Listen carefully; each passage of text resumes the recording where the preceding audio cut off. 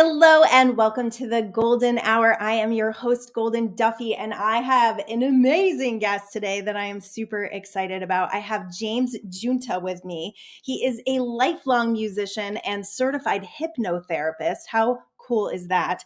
He was named Hypnotist of the Year by the International Association of Counselors and Therapists in 2013, and he is the creator of Hip plus Note equals therapy. He presented his findings in a talk at TEDx Navesink in 2014.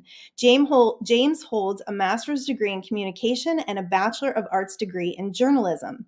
Call upon James to assist you with desired outcomes such as relief from anxiety, freedom from smoking, sleeping great every night, and taking such good care of yourself that you will become happier and more attractive to other humans. In addition to his certification by the National Guild of Hypnotists in 2009, James has obtained certifications in the field of neuro-linguistic programming, emotional freedom technique, and Reiki. He lives, works, plays, and practices in Phoenix, Arizona. So I'm going to add James to my stream right here. Hello. Hi, everybody. Hi, Golden.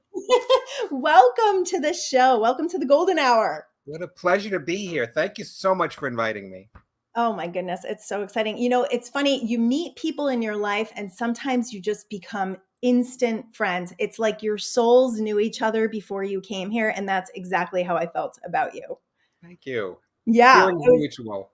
And I remember I was talking to my husband the other day and I was telling him, like, after I talk to you, I feel like I want to do cartwheels. Like literally that's my favorite emoji anyways, I have a high energy, but you and I, when we connect, magic happens. So I am putting that out there to the universe today that this show will make people want to do cartwheels as well. Great. Let's create some magic together. All right. Awesome. Okay. So I want to start out with, your background, your story, and how you kind of got into this mind stuff, because it seems like you've really taken it to an extreme level.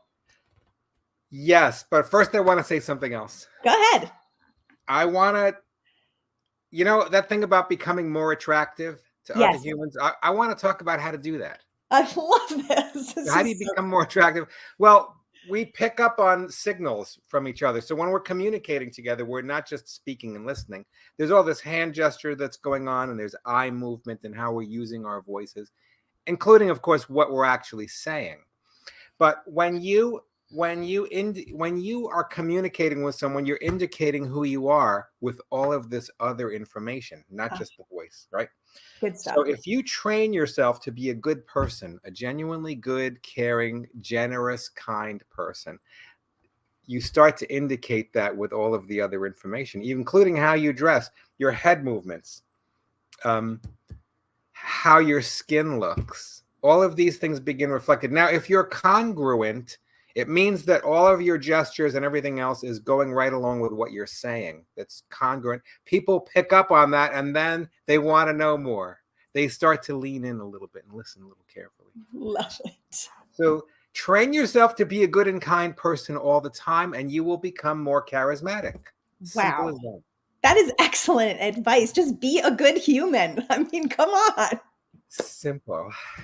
It's so true. And I do believe that. I do believe, when you've got happiness and when you feel good about yourself, you're going to project that to the world. And that's where, that's where your confidence comes from. That's where people start to believe you and resonate with you.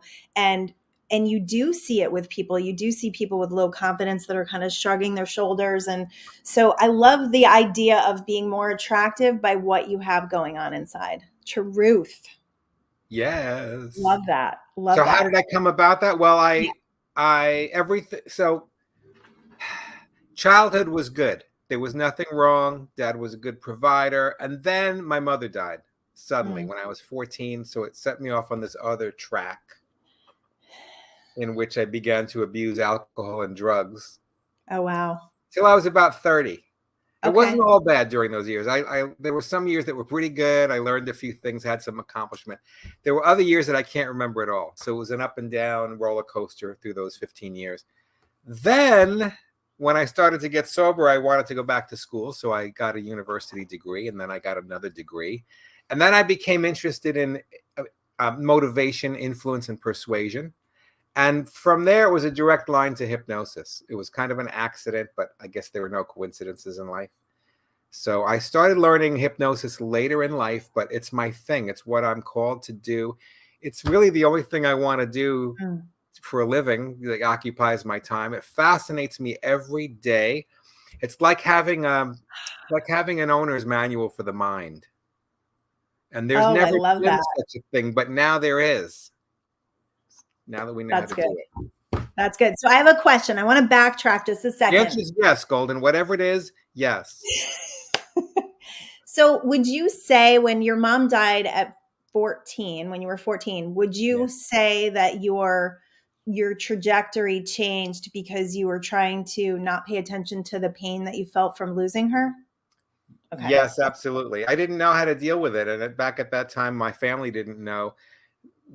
I'm sure that family counseling was available, but we didn't know, or we didn't avail ourselves. So there was no intervention. I had no supervision, no accountability. I Yeah. was left on my own. My father even moved out for a while.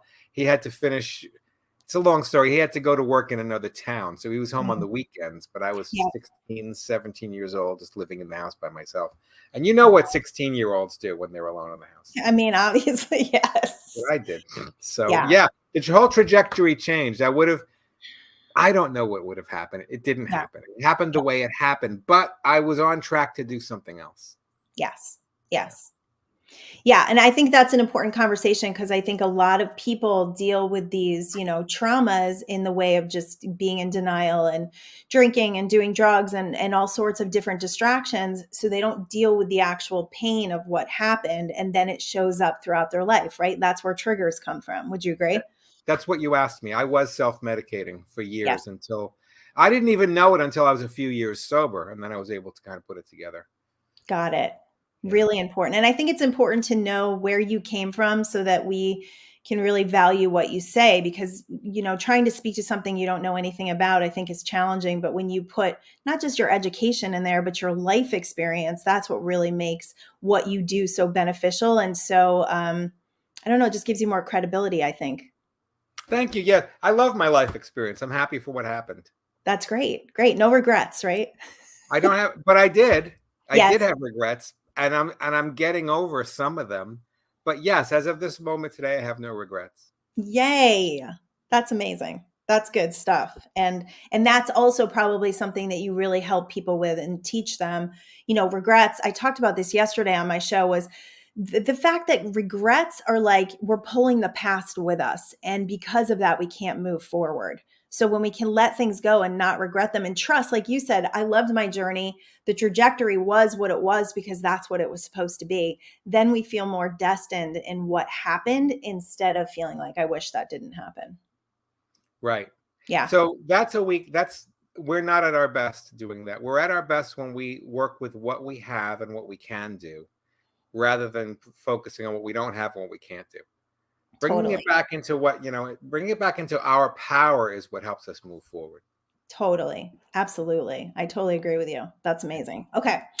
All right. So then you got into the mind training piece and self-development and all of that. Where has that kind of taken you as far as like where you are now and what you offer to people? Because I definitely want you to share what you offer for people. And I'll throw up your website too as well. Okay, good. Thank you. I My work is evolving all the time. Love it. So where it currently is, and it's due to life experience, but it's also due to working with clients. I learn so much from working with clients, and they teach me things. Sometimes they teach me directly. Other times they teach me through their experience with the things that they say. So the where my practice is currently evolved to is I work with four things with a person. Okay. I work with thoughts, emotions, physical response, and spiritual connection. And all four of those things are connected and they all influence each other. So if you want to train, for example, your emotions, you can train them through thoughts, physical response, and spiritual connection. If you want to train your physical body, you would train it through thoughts, emotions, and spiritual connection. Any one of those can be trained through the other three. I love it. I love it. And I And I think totally agree. yeah, I think really everything in our life experience fits into one of those things. I don't know if there's anything else. If any of you out there can think of a fifth thing, please call in, let us know.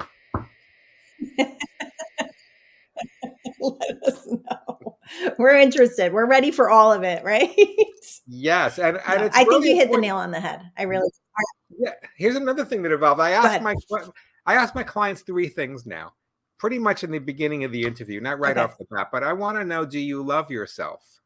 It's not the same question as, are you taking good care of yourself? That's different. Do you love yourself? So The other true. one is, do you forgive yourself? And the Oh, third thing is, do you trust yourself? so Some good. people are surprised by the questions. They've never considered it. Other people can answer yes to all three readily. I had a client like that yesterday. Yeah. But they're necessary in order for us to have wellness, you know? Truth. All right. So James's website is on the bottom. If you want to connect with him, go there. They can get in touch with you through that, right?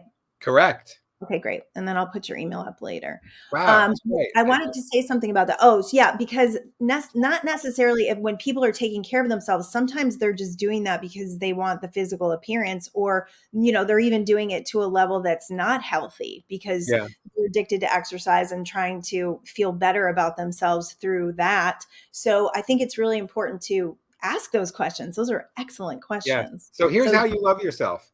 You yeah, want to make sure that you're loving yourself in those little moments when nobody's looking and you're going, oh no, or I'm not good enough, or what if, or holy heck. It's those moments when you want to pour on the unconditional love, the same way you would do for anyone you love or for a Mm, pet. And you mm, want to say, I don't care what you're thinking. I love you. It doesn't matter what you did. I don't care. I love you in any case. That's how you love yourself. love it. I love it. And is that, do you find that's an easy path for people, or I'm sure It, that takes more than one everybody's so session? different. We're all so different. Some Yeah. people have that naturally. I think they're a small percentage, but Yeah. some people just already have that. I think children have that until something happens, True. Very which true. I mean, I happens in think we every come into life. the world that way, right? Yes. But then something happens in every Yep. life and we start going, oh no, I'm not good enough. Yes. No, totally true. And the fact that most of our beliefs are created by the time we're 5 or 7 years old, often those beliefs were given to us by people that weren't conscious. Yeah. So they can very much be that inner critic that is, was someone else in our life that gave us those beliefs about ourselves, so that you kind of unravel that in your sessions with people. Yes. That's good. Actually, my training tells me that it's the age of approximately 8. Oh, What happens before 8? Before you turn 8 years old, you don't have a critical factor of thinking. You don't start thinking, well, that's not true, or what if we did this, or we don't have that. So we call children impressionable, right? And that's why we raise our children that way. You can do it. Look how strong you are. Wow, you got it that time. Keep practicing. They believe us. When we yes. turn about 8, the critical factor comes in and says, well, wait a minute. I don't think so. Yeah. So being in hypnosis removes the critical factor, where the subconscious mind is listening at the forefront, and it goes, Mm, oh, okay, we'll do that instead. I love that. I Yeah. love that. And that makes it more productive than just like affirmations. Yes, it's productive because the critical factor goes away. With Yeah. affirmations are a little tricky, and everybody's different. People respond to different affirmations. Yes. For me personally, I have to have something that's true. So for Yes. me personally, I won't say I'm a billionaire all day because I know it's not true. But Right. I could say I can be a billionaire, or I'm getting there, or Yeah. I know way more about wealth than I used to. Yes. An Yes. I'm on affirmation, my way. right? I love that. I love that. For other people, that will be useful. They can Yes. say I'm a billionaire. They can feel it. They can pretend. They can imagine it, and it works for them. So we have to find out what the person's style is, how they're listening, how they learn. Absolutely. Yeah. And it's different, like you said, for everyone, right? Yes. What is it for you?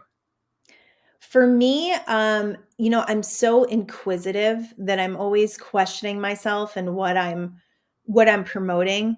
I don't really do affirmations. I think more of what I do is interruption. So, and I can't swear on here, but we'll call it the crappy committee. So I've done a really good job at getting a handle on that committee.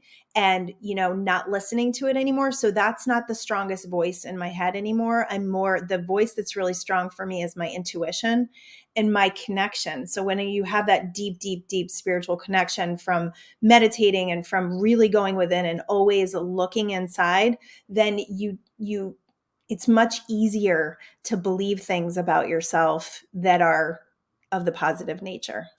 Did that answer your question? Yes. Oh, yes. Is it okay to say hell yes on Yeah. your show? Oh, okay. Yeah. I think so. I don't know. So yeah, I for a long time I learned the affirmations. I was in network marketing. They did a lot of personal development, and affirmations was a big part of what we did. And I'd be like, I am a millionaire, and there's no money in our bank account, and I'm like, it just never felt right. And if you don't feel it energetically, you're not sending out this wave. You're actually doing the opposite, because that I am statement that feels so often, like you said, is not believable, is going to make you feel worse. So as much as they say you can train your subconscious by saying things over and over and over again, if you don't believe it at that deeper level, then I think it does more harm than good, personally. Yes. Well, there's a flip side of that coin. What's You that? turn the coin over. It's the things that we say that indicate what we believe that we're not even aware of. People do this in sessions all the time. They say, I always do this. I never do that. I have trouble with this. I can't do that. They're putting it in the future. So listen, if you're watching this podcast, listen to me carefully. Yes. Watch yourself talk and change it. Put it in the past. If I say I can't play drums, then the next time I sit down to play drums, I'm going to have a really hard time, because I'm training myself that I can't play drums. Yes. I want to be able to say the truth, which is, you know what? I've had difficulty with drums in the past, but things are changing now. Yes. Yeah. So we want to change the self-talk, and you really have to listen carefully. It's hard for us to do it with ourselves. We can do it easily with another person, but watch out and challenge your beliefs. If you believe you can't play drums, challenge it. Well, is it true? Well, I can play a little. Yeah. Can I learn?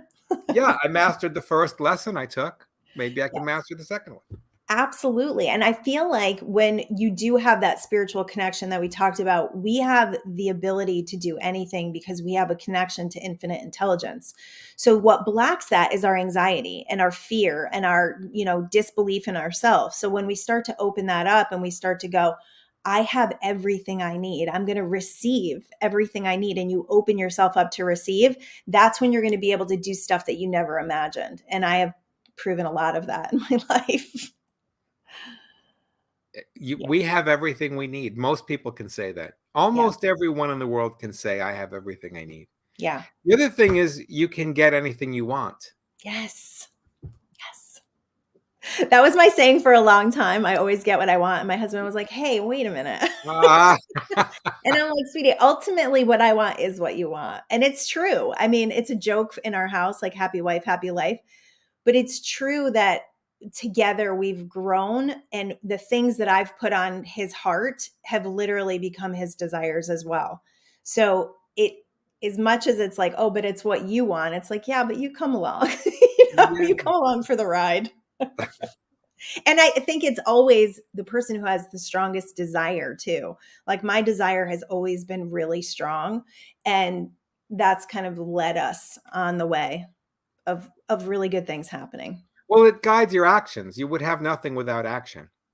Right? Your desire guides your actions. Yeah. Let's talk about that. Let's talk about action, because one of the questions I had for you that I think I see with people a lot is, what do you say to people who are living in procrastination and that feeling of stuckness? Like, what's some good advice to people that feel like they want to do stuff and they just don't? Well, one thing that works most of the time is think about what's going to happen if you don't do it. Yeah. Like, imagine the pain that you're in that caused you to come and see me in the first place. Let's imagine 5 years from now you haven't done anything about that. Yeah. What are you going to have? You're going to have 5 years more of life, but you won't have done that thing. How will that feel? I love that. Well, people are more motivated to avoid pain than they are to seek pleasure. That is so true. And if you can get them to believe that the pain that they're in is more than the pain they're going to experience by coming out of it and going through it, that's what I'm working to convince people. Like, there's so much joy on the other side. If you would just let this go and move yourself forward, you're going to experience so much more. Yes, the fear doesn't feel good, and out of your comfort zone doesn't feel good, But at the end of the day, like you said, take yourself to the end of it. I do that with exercise. Like that's the only way I Yes. get myself to exercise is I take myself to how I'm going to feel after. Because if I think about going into it, it's not as convincing. Yes. Well, there's something in the middle. So here's another technique. There's something in the middle of that. There's the approaching the activity, and then how you're going to feel when you're finished. But in the middle, you're actually running toward the pain. If you can anticipate, this sounds Yes. trite, but by imagining what's the worst thing that can happen, and then imagine it over and over again, Yes. the worst thing that can happen. If you can Yes. imagine it clearly, it becomes not so bad. You become desensitized. And by the way, the worst thing that can happen is probably not going to happen. You're going to get something. You might not get success the first time, but it's not going to be the worst that can happen. It's going to be that you learned something, or you had an Yeah. experience, or maybe it was funny. So Yeah. training yourself to run toward the pain, Yeah. whatever it's going to, and get a result. That's what's happening in the middle of before you take the action and when you get the result. Yeah.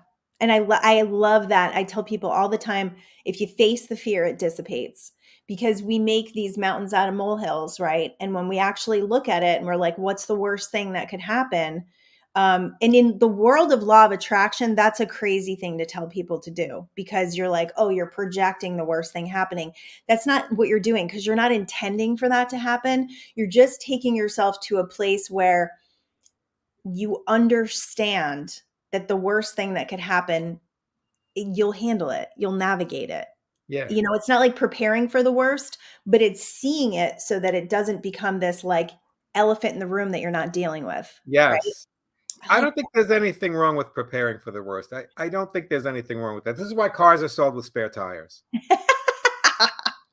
I had this girl once, I was going on a flight and we were late. We were very late and the security lines were insane. And she kept saying, we never flew with her again after this. She kept saying, well, I'm gonna make other arrangements. And she was already trying to book other flights. She's like, we need a plan B. And I was like, no, we need to move forward on plan A because plan B is gonna mess up the energy field. And we need to be clear about what we want. So that's what we did. And we did get on the plane. They actually let us through the security line because we were so determined. And I'm like, if we weren't with her, she would have been on another flight. Oh my gosh. So yeah, I don't tell people to prepare for the worst. I always say, work from the clarity of what you want to happen. It's okay to prepare for other things. But if you really want to activate energy, it's about being full force clarity on what you do want to happen. Yes. Yeah. Let's I do love that. that. More of Cool. that. So funny, I was going to ask you this question, and what is your greatest fear? What's my greatest fear? I don't know. Isn't that interesting? Because when people ask me that, it's like there I is think there's, I think my greatest fear would be to die disappointed or having regret. I think that's my biggest fear. I'm which doing isn't everything. true. Is it true? It's not true because you said you don't have any regrets. Currently, it's not true. So if it Okay, all ends today, I'm good. you're good. So we But just got there's a rid of lot. that fear. Yeah, there's a lot more I want to accomplish. I don't know how it's going to go. I know I'm going to put my best foot forward in every case, but I Yes. don't know what results I'm going to get. But yeah, Well, and that leaves no. you with living life to the fullest, right? Yes, Yeah. More people need to do this. yes. I don't want to make it seem like I'm surfing and jumping out of planes every day because that to me is not living life to the fullest. To me, living life to the fullest means I'm fully self-expressed Yes. with whatever it is I'm doing or whoever it is I'm talking to. I don't want there to be anything unsaid or no question left unanswered. So it's a constant process. I Even love in a relationship, you can be fully self-expressed, but then there's the next day. Something Yeah. else will come up. There's a new It's true. thought. It's a daily habit, Yeah. That to me is what living fully is. It's self-expression. I really love that. That's really, really good. And I think that's where people get super miserable is when they're not doing the self-expressing and, they're consistently tuning themselves out of that inspiration and the ideas and the things that are calling to them. Yes. Yeah. By the way, I also don't put 100% energy into everything I do. I don't do that. I don't do that when I'm making the bed or this cup of coffee that I just made. I didn't put I'm going to do my very best with this. No, I just made the bed. I moved on. There are more important things to put 100% of my energy into, This is true. This is very true. Some things are just meant to get done, right? Yes. Yeah, you'll exhaust yourself if you're doing your best, like with everything, every Unless single thing, company's right? coming over, then I'm gonna really, I'll pay attention to the details. But yeah. Yeah. What else you got All for me, right, so Golden? I got a couple more questions. What's your favorite manifestation story? Like, what's your favorite thing that you've ever manifested? Probably what I'm going through right now. I'm manifesting my private practice. It's Ooh, getting let's hear really it. busy right now. But yeah, but I had a hard time these last. I've been in Arizona now for 7 years. It was a really hard transition. I don't know why it was so hard, but a lot of it had Mhm. to do with my own resistance. A lot of the trouble that it was happening and all the stuckness that I had was my doing. I knew I was doing it, but I couldn't help it, and I couldn't find somebody to help me who could help me effectively. What I did get was a little bit of information from many people, and I was able to put it together just last year and say, here's how I get into the flow of it. Ah, So my favorite manifestation story is going on right now. My practice is getting busier. I'm able to finish writing these 5 books that I've got in progress. 5, huh? You're ahead of me. I think I have 3 in progress. No, I Yeah, have 4. well, one of them is just a bunch of notes that are unorganized, and one of them is almost finished. The other 3 are actually completed outlines. Wow. So all I have to really do with those is to fill in the gaps. Yeah, yeah. I gave you Um, my secret for that, right? tell me again. Tell everybody. 3 pages a day gives you 90 pages in a month, and it takes you literally 15 to 20 minutes. Right. So I would get up every day. I wrote a book in a really short time. My last book, it took me like 3 months. The editing, it takes a lot longer, but in those 3 months, I just focused and I did 3 pages a day and I was super committed to it. Got up every day. It was the first thing I did, 15, 20 minutes. At the end of a month, I mean, that book's a little over 100 pages. So Great. simple. So simple. But it's not a secret anymore, Golden. You just It's told not a secret. everybody. I gave my secret out. Actually, that I got from The Artist's Way. Oh And yeah, I have that book right here. It's right here on my yeah, shelf. Julia Cameron, she's amazing. I never read The Artist's Way, I will admit that, but I was reading her biography and she talked about the 3 pages a day. And instead of doing like a journaling thing where I was journaling out my feelings, which is really what her 3 pages a day is, I took it to my creativity. And I decided that I was more effective doing my 3 pages a day for the world than I was for myself at that point. So that's the way I treat the 3 pages. But if you want to write a book, I'm telling you that is the best way to create momentum and to not feel like you're constantly putting it off, which is really easy to do. Yes. Yeah. In I have fact, a I've story totally for fallen you. out of it. I got to recommit. You want to recommit with me? Yes, yes. Every day. It's a daily decision. Yes, yes, yes. Actually, it's not. It's like you just say, I'm doing 3 pages a day, and you don't ask yourself if you're going to do it the next day. You just do it. Okay. Yeah, my new saying is just freaking do it. I'm taking Nike and I'm messing with it a little bit. So just freaking do it. I had something interesting that happened with a client recently. Tell us. It was just a couple weeks ago. A woman who I know, who had been a client 5 years ago, came Okay. back to me. She said, I don't have time for anything. This was her chief complaint. I can't get everything done. So she went into hypnosis pretty easily, and I gave her some hypnotic suggestions. They were along the lines of, you are now the master of your time. Time serves you. Time seems to expand to allow you to finish every task. Love it. So about a week later, she said to a friend of mine, this was secondhand feedback. She Okay. said to my friend Joel, I'm on time for all my appointments now. Ever since that hypnosis session with James, I'm on time. So what happened was her subconscious mind took the suggestions and applied them in her own way. I never said anything about punctuality, Right. but by being on time, she feels as if she's mastered time.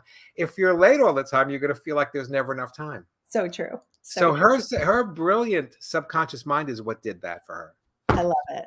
That's so smart. I love that. That's so good and so transformative. Just a simple thing like that can make somebody feel like less overwhelmed, less anxious. I mean, there's so much that goes along with it of feeling like life is working out for you, Yes.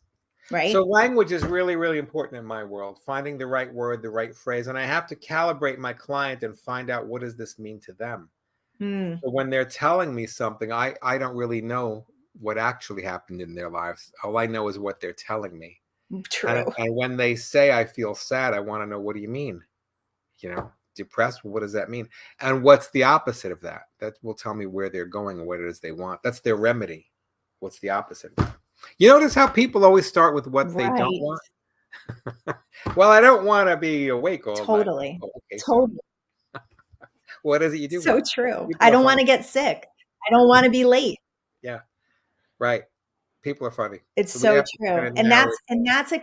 that's a conditioning, I think, right? Don't you think that's like a conditioning from when we were younger, and it's kind of a societal conditioning, I think, to Yeah, focus on that. And I remember when I first heard about the fact that the universe, and this didn't make sense to me, but now it does, is the universe doesn't hear the don't want. The universe only hears the ending word. So what I realized was, it's not that the universe doesn't hear that you don't want it.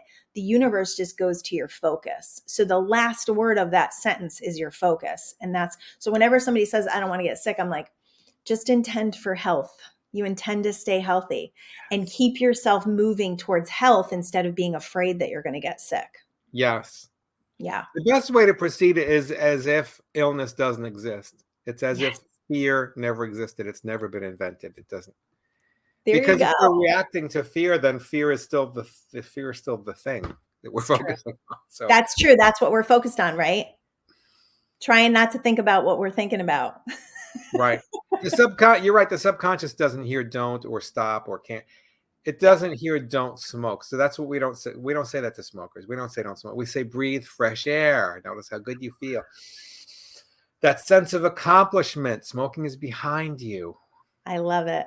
I love it. Actually, I did a little thing about smoking recently, and I was a smoker back like in high school, and my husband hated it. And what made me transition, so I was working in a bar, so it was really easy to smoke in there, and I was hiding it from him. This was like my early 20s. And so I wasn't really a smoker per se. I just like socially would do it. I didn't actually need it. And what ended up happening was I transitioned into I quit the bar, thank goodness, and I transitioned into being a runner. So runners don't smoke. Like you can't smoke. I mean, I do know people that run and smoke and it's ridiculous, but for me, like my lungs, it didn't make sense anymore. So I became a non-smoker because I became a runner. So I switched my identity from being someone who was a closet smoker to I'm a runner. So that's what changed it for me. But if you keep going, I want to quit smoking, and you still believe you're a smoker, you can't make that transition, right? Right. Yeah. By the way, I have known athletes who were smokers. Did you? It's kind of It weird, doesn't but make sense. yeah. But you're reminding me of a client I had who was an actor. This was when I was working and living in New York, New Jersey. Yeah. And an actor came to me who wanted to quit smoking. So it seemed pretty simple to me. He had never thought of it, but in a hypnotic trance, I said, "You've just gotten a new role, and the character is a non-smoker. You're going to now rehearse what it's like to be a non-smoker. Notice how calm you're feeling. Look, you're sitting still. You don't have to buy them. You don't have to carry them. You don't have to light them. You can get rid of the lighters, put the ashtray away. Just pretend." And when he came out of the trance, he got it. He said, Yeah. "Oh, well, this is what I do anyway. I practice being a different person. So let's do that." Let's just act like a non-smoker. So simple, right? I think we overcomplicate this stuff, Yeah, we right? do. Right? Because it's just, and also people think that they have to make these huge leaps. And what we do and what we help people do is do the transition. So if you're transitioning, you're not making this huge leap of identity where your old identity is going to, and I see this a lot where the old identity does pull people back. You know, it works to pull you back and make you the same that you were before, but Yeah, you never really go back. You tell yourself that you went back, but you never go back because we're always in process, right? It's the law of perpetual transmutation of energy. Everything is right. always moving. Everything is always growing. Yeah, love that. All right, so I'm going to throw up your Facebook. Don't Actually, throw up. I'm not going to throw up. Okay. Let me put up your, this is your email address. If I'm people are so interested, sorry, Golden, but my last name is misspelled there. I didn't It's spell it right. no, it's a common It's a spelling. common error. All right, I hold on. forgive you. Yeah, it's GIU. Okay. And I said it right, right? Yeah, Junta. This is a very common misspelling. It's And been I happening since looked and I spelled I it was wrong in on school. every single one. Sorry. Forgive me. Forgive me.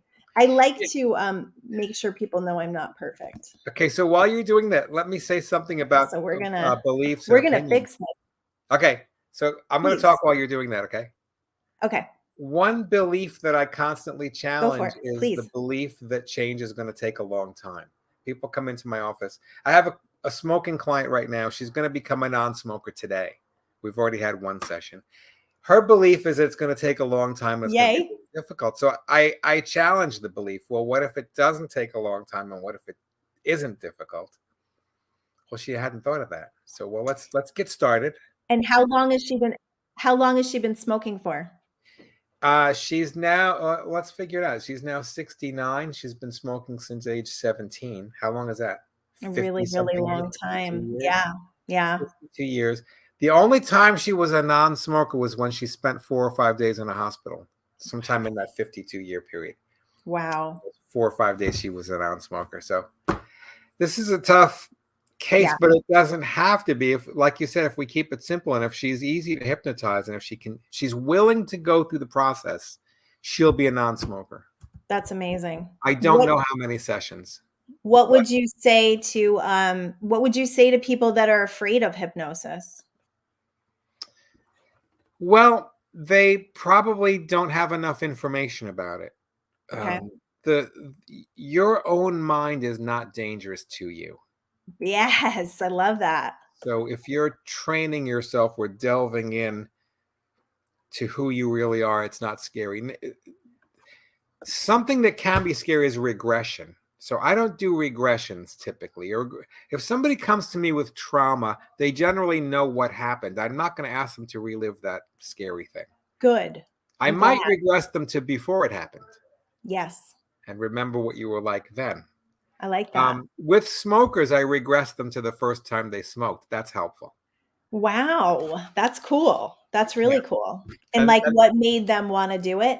yes. I And love what that. was the experience like? Most of the time they coughed, they choked because smoking is horrible. Really. Your body doesn't like it. That's why you cough. Your lungs are trying to tell you, dude, I'm trying to keep you alive here, and I'm inundating me with smoke every day. I am actually amazed. So in Orange County, there's really no public smoking allowed, like at our beaches and stuff, because they had a problem with a lot of the cigarette butts.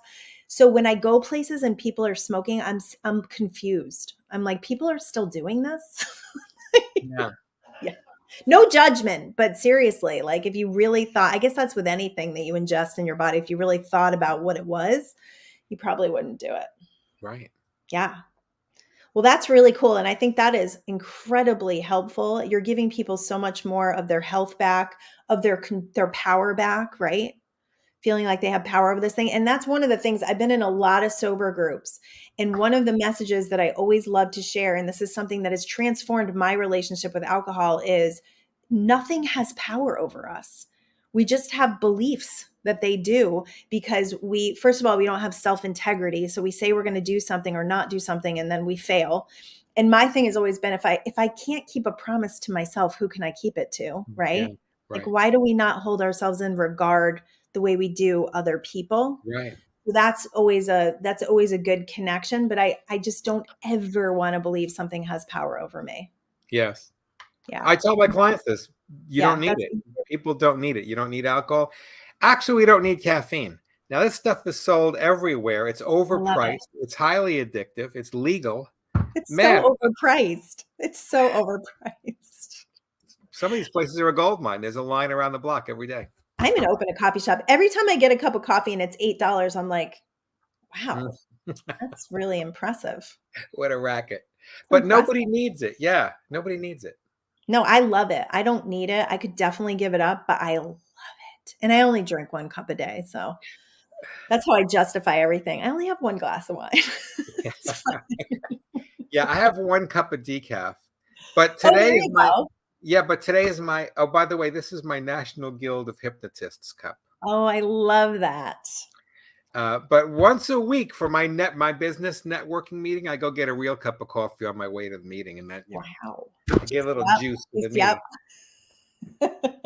Look out, 60-second commercial, right? Oh, that's fantastic. All right, so I'm going to keep throwing up little links here, and I'm not throwing up, like I said. So this is your Twitter, Hey, correct? you fixed them all. Yes, that's right, James Junta. Did I spell everything right? You did. You got them all. Fixed them. Yeah, while you were chatting away, I fixed them. All right, and then we've That's got your what I do. I Facebook. chatter away. So basically, if we Yeah. search your name, we'll find you everywhere, right? You'll find me Your everywhere. I also have a LinkedIn, TEDx talk out changed it. there somewhere too. Yeah, look for my Yes, TEDx and I talk. didn't put that link in here. How silly of That's a me. long link, but Okay, we're going to if you do that. just put in my name and TEDx, it'll come up. I'm Okay, I intentionally love easy that. to find. Let's put it that way. I want people to find me. So I love it. And I love that you did a TEDx talk. That's so super cool. that was a career highlight for me, and it was fun to do. And I'm still going out to dinner on that, by the way. You are. Oh my Yeah. gosh, that's fantastic. Get me in. I want to do a TED talk. I'll I'm help you. ready. You helped me out with learning about podcasts. I Let's have love a it. phone call about that. I would absolutely love to do a TED talk. So that brings me to my next question, which I didn't have, but now I do. I've had some people talking about fear of public speaking. I've invited a few people on the show, and they said, "Good Lord, that's frightening." And I remember being very frightened the first time I ever spoke in front of people, and for a while, I had a lot of anxiety about it. So, what would you say? Like, did you have a lot of fear doing your TED talk? Was that the first time you ever kind of got out there in front of a lot of people? I have never hesitated to speak in front of a group I love or that. to play an But can you instrument. help people? Can you help people do it? Um, well, yeah, but so what's happening is they're stuck in a belief. Okay, There's some kind of I'm gonna put your fear. email up again for those that are looking for help with Thanks. public speaking. Yeah, who are afraid of public speaking are stuck in a belief, and it's a belief that's not true and it's not helpful. Love it. So, actually, I used to teach public speaking, and the first thing that anybody did in my classroom was to get up in front of the room and say something. Yeah. Your name and age and where you live could be that, but they were speaking in front of the group from the very first class. I love So it. we need to be desensitized to it. We need to have some self-acceptance. You know that part about do you love yourself? It comes Yeah, in here big time. big You time. don't love yourself by staying quiet. You don't. And a lot of people who have this fear, by the way, are professionals who are self-employed. I tell them, look, you can't hide and get exposure at the same time. Yeah. No, it's true. Yeah. And there is this massive fear of being seen. I mean, I definitely felt it. And anytime I've done live stuff, I've had this weird fear. And it's like that fear of being judged or screwing up and it's funny because I don't have any of those things, but the energy in my body will still start to, like you said, the You know, physical response is still there. I know you a little now. It doesn't seem like you've ever been like that. I know. I'm a good fooler. No, I'm actually I just work through stuff. Like I said, I'm a seeker and I'm really curious and I'm like, why do I feel this way? And where did it come from? You know, I think a lot of our public speaking fear is because they made us stand up when we were in middle school and we were adolescents and every single person in that room was judging us. Like that's where all of our careers in public speaking started, you know? Yes. Yeah. Well, my belief is that an artist must see. Yes. And I don't know where I got this belief. I think I got it from a movie when I was about 8 years old. But an Okay. artist must see. So therefore, I must step forward. If the spotlight is the immediate goal, I must step into it. I love that. I love So, and this is how I've always lived my life. I've given myself that gift of experimentation. I've tried a lot of different things for a living. Most things some things I failed at, but most things just bored me to tears. I it. finally found a profession that fascinates me every day. So this is what I do. So hypnosis it's a science. It's repeatable, duplicatable, and teachable. Love It's it. also an art. So the art form is in the speaking, the creating through our imagination. But it's Mm, also a philosophy because it's a way of life. right. So it's art, science, and philosophy. And that's why I do what I do. It's why I will never stop doing what I do. And I Love it. want to teach others how to do it too. I love that, and I think you should. And there's a spiritual component as well, yeah? Oh, yes. My spiritual belief is that humans are all the same organism. Yes. We have an invisible connection. I cannot prove it or disprove it. I also have a spiritual sense, which I won't reveal right now, but it's not a secret. But I believe that humans are all connected. We're all the same organism, and we all need the same thing to be well. Yeah, So I yeah, agree with if a person cannot believe in a higher power up there or around us, they can believe that humans are connected. That's also spiritual.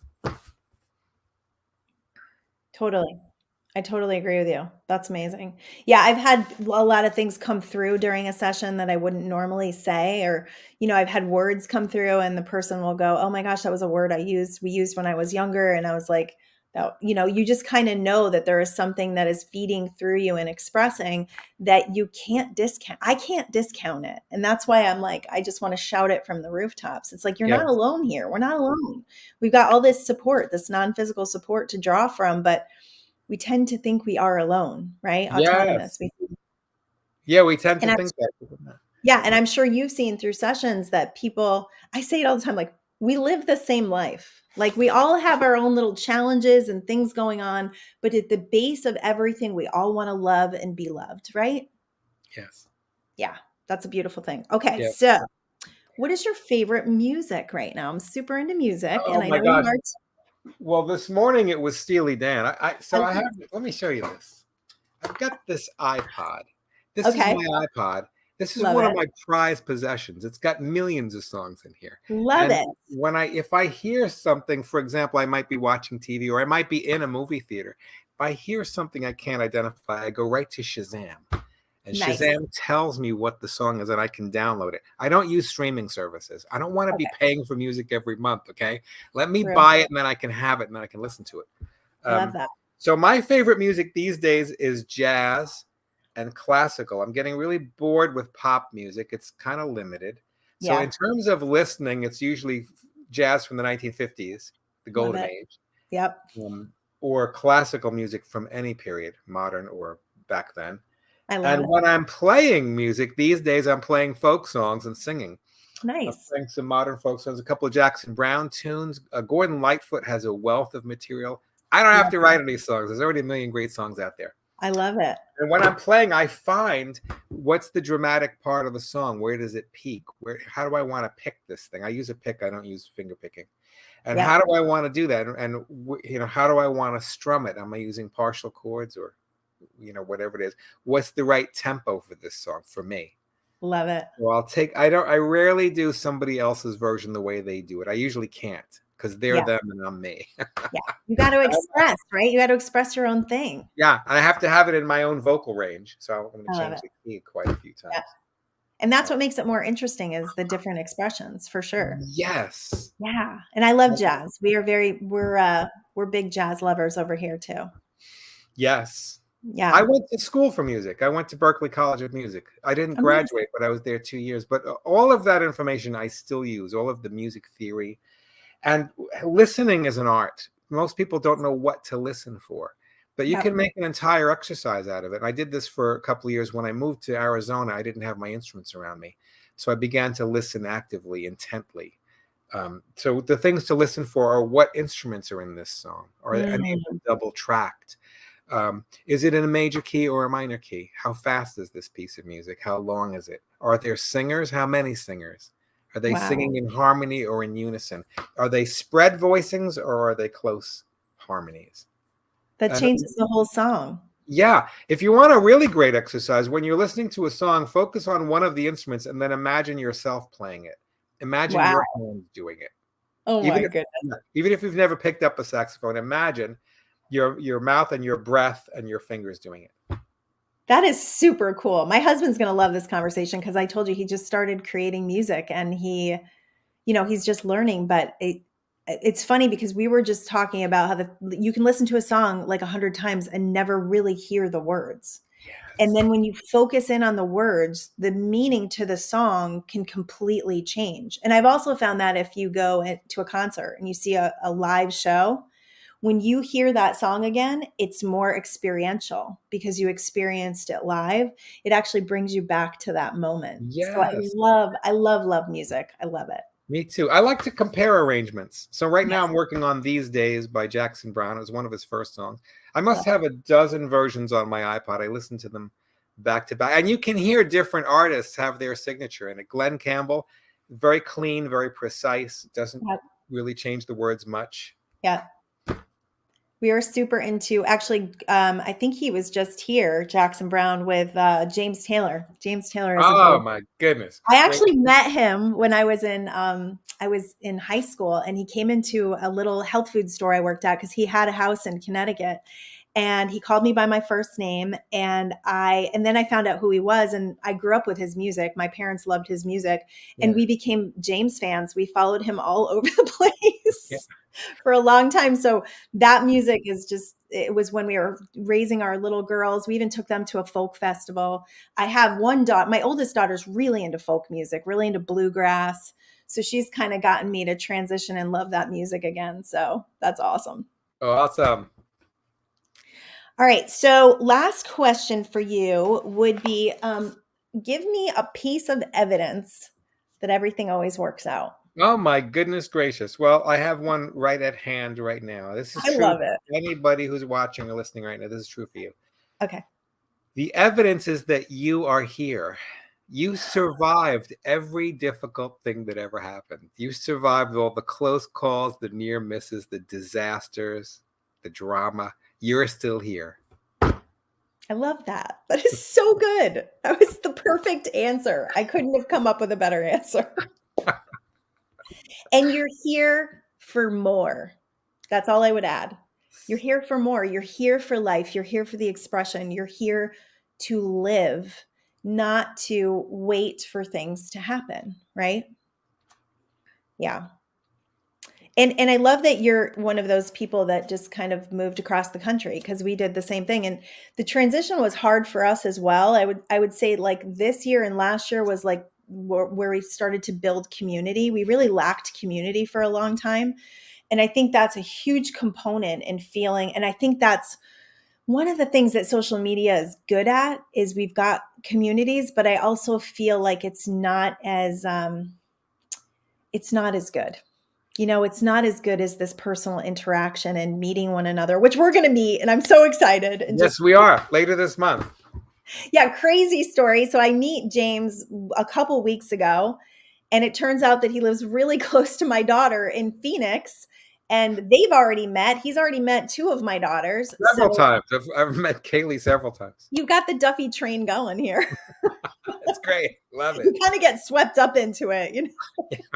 I even volunteered to help Kaylee move, so I can lift and I carry. love that. And that's going to help me because I'm helping her move too. Oh, such good stuff. All right. So I'm going to put your email up one more time. By the way, I'm a member of several communities. So I have this business networking group, probably the best thing I've done for my business ever. I love that. I'm also a member of Mensa. So I there's a local chapter here I'm involved with. I chant as a Buddhist. Locally, I meet in a temple with others. And I'm also a member of the Arizona Society of Professional Hypnosis, and we meet once a month. So I gather with other professionals. So I need people around me. I do too. I so do. And I haven't done a good enough job of doing that. I have recently, but it's taken me some time to do it for sure. So people are going to get in touch with you. We have a little special for people that are listening today. Can you share what that special is? Oh, sure. If anyone wants to have a session with me, I'll take $100 off the first session. It's $100 discount. Love it. That's $100.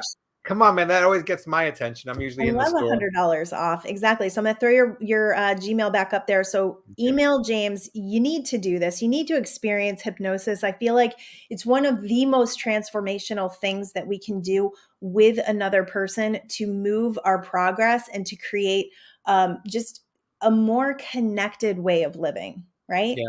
Yeah. Well, listen, Golden Duffy, I have 2 words for you, okay? And they're not happy birthday. Okay. I want to say thank you for being who you are and for being so open and generous. And your kindness just emanates from you all the time. My first contact with you was your kindness that you offered to me. I feel you actually changed my life. And you changed mine as well. My 21-day abundance activation is all because of you. And we've influenced another, 30 people between the two of us, just creating a little awareness and activity every day, and such good stuff. I love it. And I'm so grateful. And I know this is just the beginning of our path together. And I am sure that we'll have you back on and who knows what we're going to do, James? It's going to be I fun. know it's going to be great though. I know it's And going to it's be going to fun. be fun. And we're going to laugh. Yes. Oh my gosh. If we're not having fun, we're not doing it right. Right. Well, I absolutely loved this. I am so happy that you came on.